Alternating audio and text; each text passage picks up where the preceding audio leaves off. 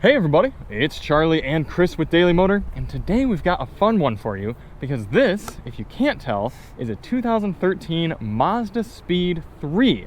Not only is it just any Mazdaspeed 3, but it is an entirely unmolested and very well taken care of vehicle owned by our friend and fellow journalist, Bev Braga. She got this car new when she worked for Mazda, and she has I wouldn't say babied it, but just taken care of it as someone who loves a car and loves cars in general. And we are so fortunate to get to take it for a little whip today. Chris has already spent some time in it, shot a few videos. If you want to see probably very similar thoughts, check out his videos over at the Topher. But you know, we give you a little bit more of a candid experience here at Daily Motor. And if you want no voices at all of ours, watch his video on Winding Road, where he simply shuts up and drives. I know.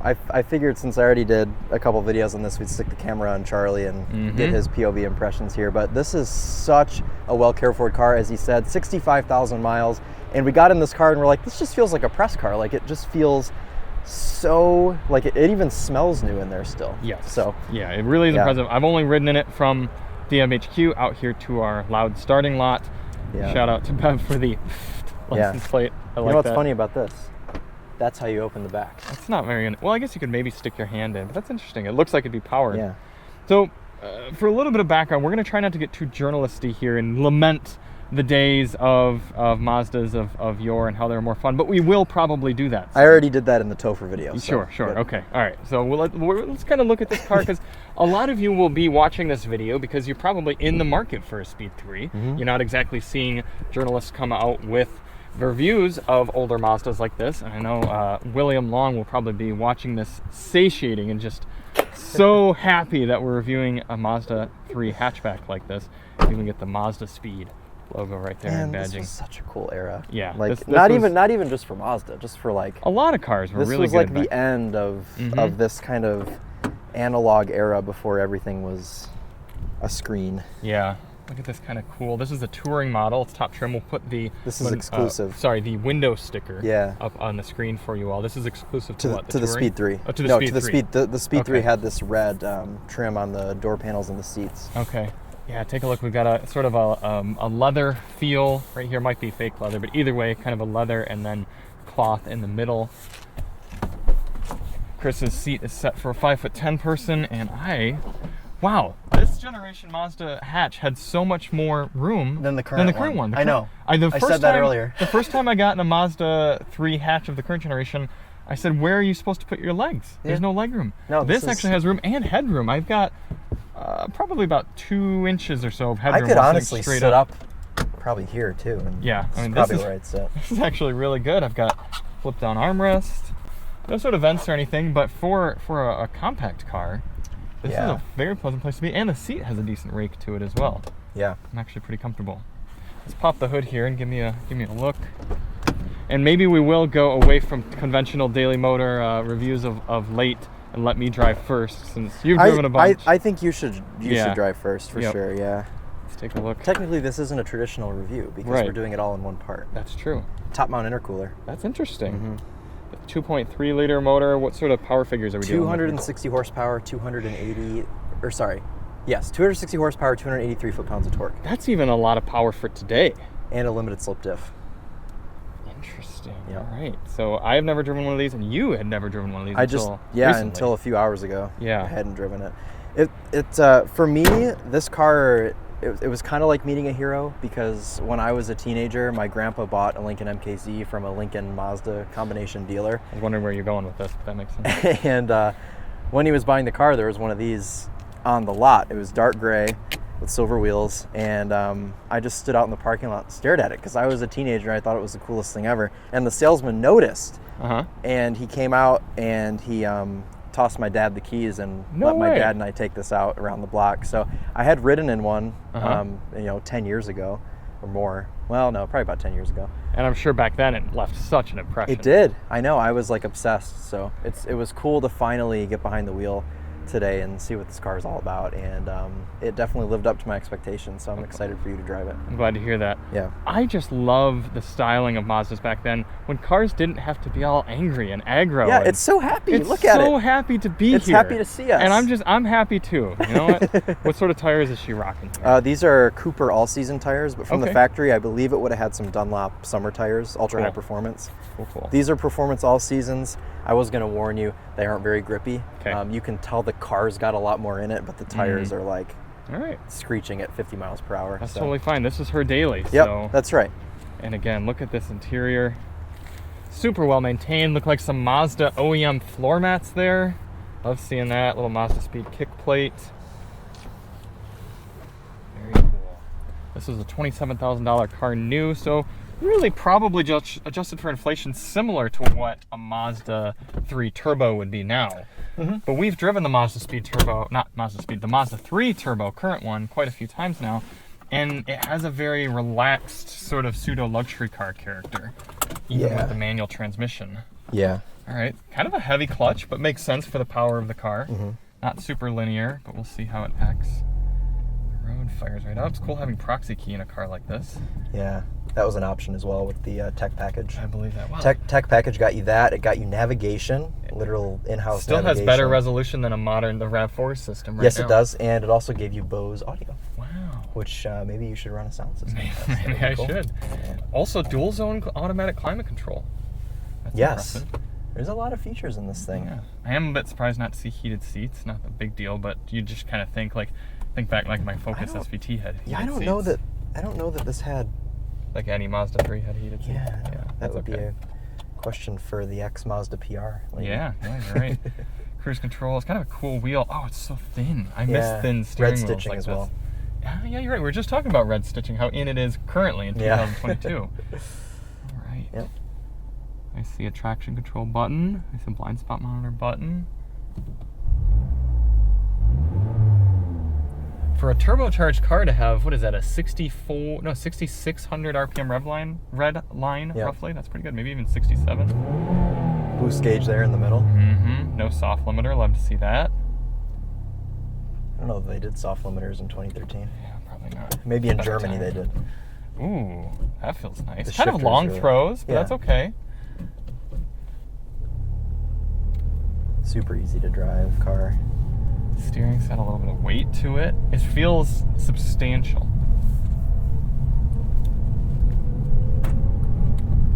And it doesn't make a whole lot of noise, but I think it's cool to drive a car like this in its pure form. You know, like most Mazda yeah. Speed 3s nowadays, they're going to have a cold air intake. They're going to have an exhaust, a blow-off valve, coilovers, like all this stuff that, sure, to some people, you know, it's their car. It makes their driving experience better for them. But for us, I think it's cool to drive something that's as it was 10 years ago. This almost reminds me of that Civic Si that Chris Amos got to drive a few years ago at the Topher. Yeah.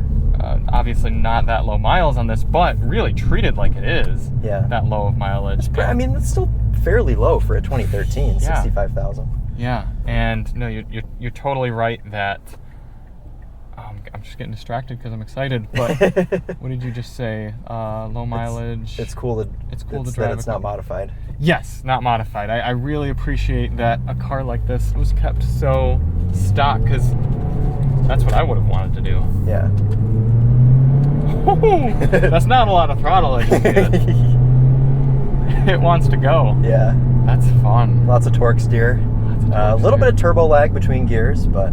Well, it's crazy. So- This car is making just the same amount of power as that WRX we have right now. Yeah. Essentially. Mm-hmm.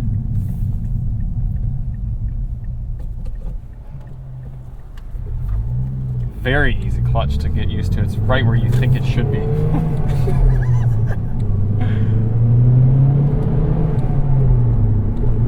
Revs actually don't hang very much, which is nice. I gotta No. shift a little quicker than I'm used to. Oh, wow. That's really good. Yeah. This thing's perfectly aligned. Little heel toe action there. Pedals are placed nicely for that.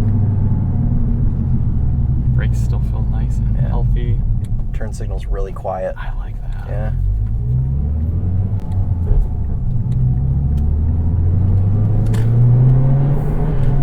Boy, what a lot of character. Yeah.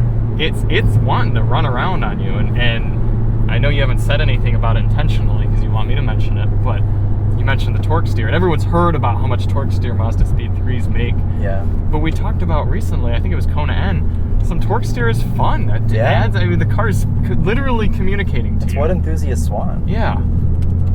Honda completely tuned out the torque steer on the 10th Gen Civic Type R, but it's like, why? Why not give us a little yank? And this is a quick car. It is quick. And it is quiet, you're right, but I don't mind that. I really don't. I mean, this, let's be honest, no 2 liters or 2.3s or anything like that are really going to sound very good outside of a Veloster N. Yeah. So why not just make it, they didn't really have active exhausts readily available now, or then like they do now, so make it kind of quiet, make it a good daily. Yeah. Heel towing down. Oh, it's such a good shift. It's right where you expect it to be there.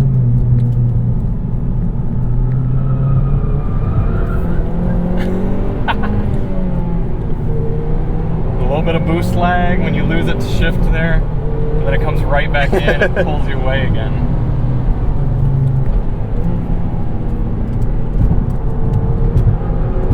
And it's practically pulling me through the corner like a dog running away. Yeah.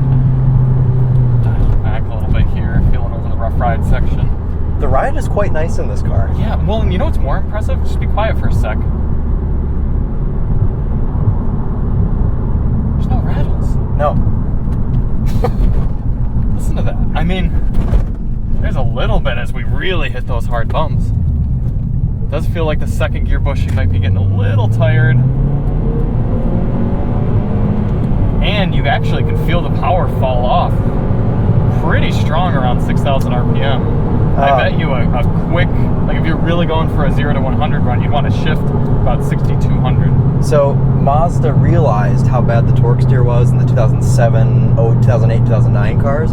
So in 2010, when the second generation came out, this car, they dialed back the boost in first and second gear, so you don't get full boost until third gear. Oh, maybe that's what it is then. Yes. Okay. Huh. I bet you can tune that right back in if you want. You can. There's no way to disable it. Ooh, that's a state cop. How often does that happen, man? Not very. Not here. Don't mind us, cop. We definitely haven't done this route twice in the last few hours already. More like 3 times. Anyways.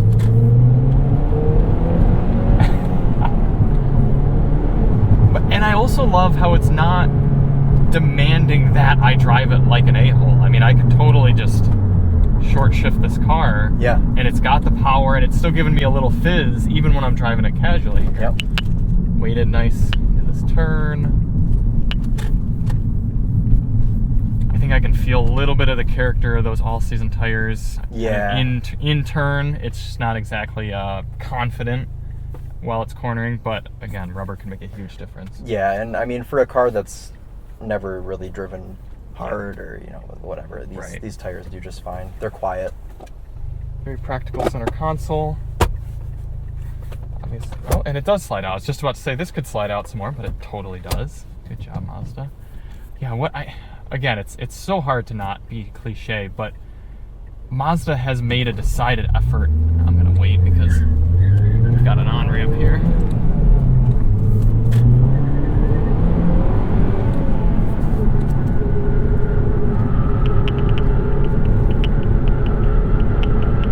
Nice thing about all seasons is they tell you exactly where they want to give up. Yep. Ooh, still so much power though. Calm down to 70. Right here. Yep. Where is he? Maybe right in there. Yep, there he is. I've never seen one sit there before. No, that's weird. Must be looking for someone in particular. Yeah, probably me. Although he would have gotten us because I was driving this. But this really harkens back to a day when Mazda just had an entirely different objective in the market. Nowadays, they want to be sort of this mid-luxury brand, almost like an Acura. And honestly, they're doing a pretty good job. We love the CX-5, we love the CX-9, the CX-50, the CX-3. They're doing a really good job there, but they're almost kind of like BMW in a way where you can tell they're putting more effort and love into their SUVs and their crossovers rather than their cars. And the Mazda 3 is still a very good car now, but it's not an exciting car the way this is. It's just a refined car that you're like, okay. The new Mazda 3 is nothing like this car. No. And just because this car has a lot of sporting character does not mean we're making sacrifices. I mean, I will point out it does have a decent amount of road noise right now. I don't know if that's the tires or if it's a wheel bearing or what. Maybe it's just this car's they kept the weight down. That's entirely possible. Yeah. But this small, tight steering wheel, pretty responsive steering, a nice 6-speed manual, and very good proximity right here. It's just a nice place to be. And from a driving perspective, this is much more of a fun car, and you can feel that. I mean, zoom zoom was so cliche and overused. Oh, it says zoom zoom on the screen when you start it up? When you start it. Okay. Yeah. But you do feel that DNA in the car here, and I do some downshifts. Easy to heel toe? Very easy. Just gonna let it sort of rev down, and yeah, lots of low end torque, full boost there. This is cool. Bev, you've got a cool car. Yeah. Yes, thank you, Bev. And any of you who are driving Mazdaspeed 3s, and honestly, even the normal Mazda 3 is probably fairly fun. I would like to drive just a standard 3 of this generation. Yeah, that'd be cool. Because if they still made a decent transmission in there, which they probably did, a lot of this would be all the same. Yeah. And the chassis would be fairly similar, and just be different suspension and obviously the powertrain. Pretty cool. You just got to find one that's not rusted out, like this one.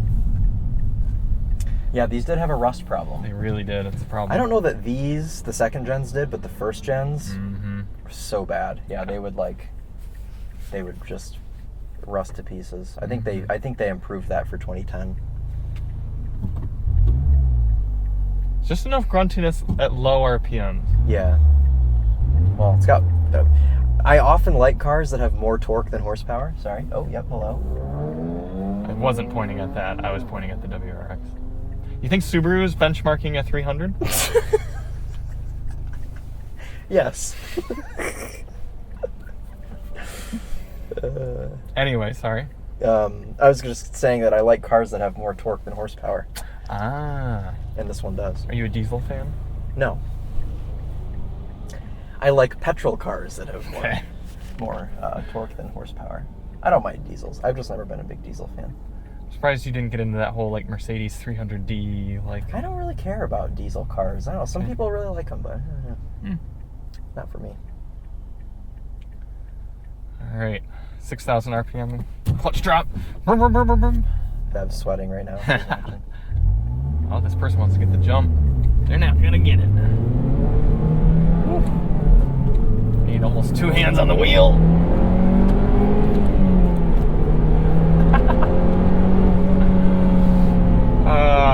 Yeah, and you don't feel awful doing that either to the car or to the drivers around you. No, the car doesn't feel unhappy. No, not at all. Very happy to do that. Excellent. Oh, that Kia Soul is gone. Oh, that was third. Yeah, I do think if there's any evidence of age of this car, I would say it's just the shifter bushings. And I mean, it's totally plausible for a car that's got 65,000 miles, manual shifting. I think Bev lived in the city for a while. Yeah. So it's a lot of 1-2s. Totally understandable. Awesome. Well, thank you all for coming along with us. This has been a lot of fun. Oh, I should also point out, it has my desired dark interior light headliner combo. It helps the car feel more airy. If this were black, it'd feel very tight and claustrophobic. And there's color in here to split things up. A little bit of silver, a little bit of red. And that goes a long way. Yeah, right? it does. Yeah. So do one more. Turn the wheel. Kind of just do that. Pop out and take one more look. The doors feel light. I'm sure there's not a ton of sound deadening in this car. That's okay. It's, at the end of the day, it allows it to be a lightweight, fun sort of vehicle. This probably weighs a good bit less than that WRX we have. Velocity Red, was that the color? It's almost has like an orange pearl. Absolutely. Well, thank you so much for watching. Thanks to Bev for letting us take this car out. I agree. I've always been curious about this one, and Doesn't fall short of the height. Did not disappoint. No. No, I was a big fan. It makes me want to go drive your Cobalt SS. Similar experience. Yeah. Yeah. I'm sure. This since this is a 6-speed, the gears are a little bit shorter and you're in boost. The Cobalt has a lot of turbo lag between gears. Well, and I'm sure this being a Japanese car versus American car, this probably feels a little more rabbit-like, a little happier, a little ready to just pounce on. Your car probably feels a little bit more like a Camaro, like let's just pull down the street. Yeah. Yeah, okay. Fair enough. This has been a lot of fun. Thanks everyone for watching, and we will see you on the next one. We are Charlie and Chris with Daily Motor, and as always, Mazda speed on. Degenerate on. Come on, man. And as always, Mazda speed on.